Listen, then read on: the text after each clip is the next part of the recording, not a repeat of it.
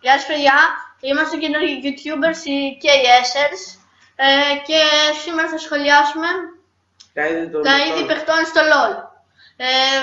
Τι άλλα? Αυτά, ναι. Απολαύστε.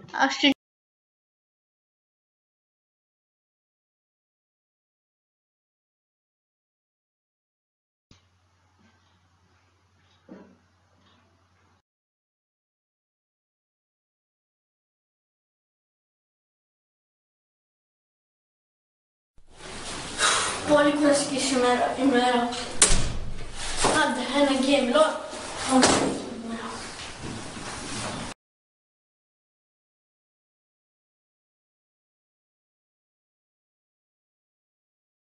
Πήρα 5. Πήρα για πρώτη φορά 5. Μαλάκα, πρέπει να το πω σε όλους. Κάτσε να το ανεβάσω στο Facebook τώρα. Δημοσίευση.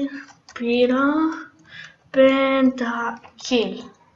Ωραία, να πάρω τηλέφωνο για την κοπέλα μου. Βασικά την νοιάζει αυτής. Τέλος πάντων. Έλα μωρί. Πήρα 5, το ξέρεις. Το μάθες. Να μην με λες χαμένο. Εντάξει. Εντάξει.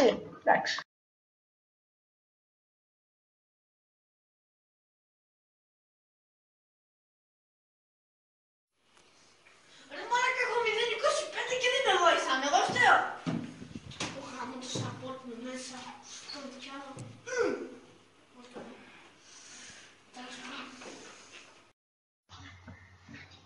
Γεια σας παιδιά, αυτό ήταν το βίντεο. Τέλος. Λοιπόν, αν σας άρεσε... Έχουμε ένα καμεραμάν.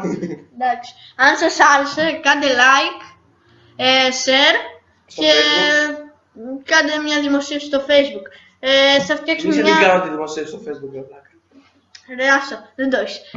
Κάντε το ένα share και αν δεν σας άρεσε κάτι, κάντε ένα comment για να το... Μπορεί να ανεβάσουμε και ένα βίντεο με τις αστείες στιγμές που τραβάγαμε εδώ. Καλά, τέλος πάντων, αυτό ήταν το βίντεο. Αν σας άρεσε, κάντε όλα αυτά.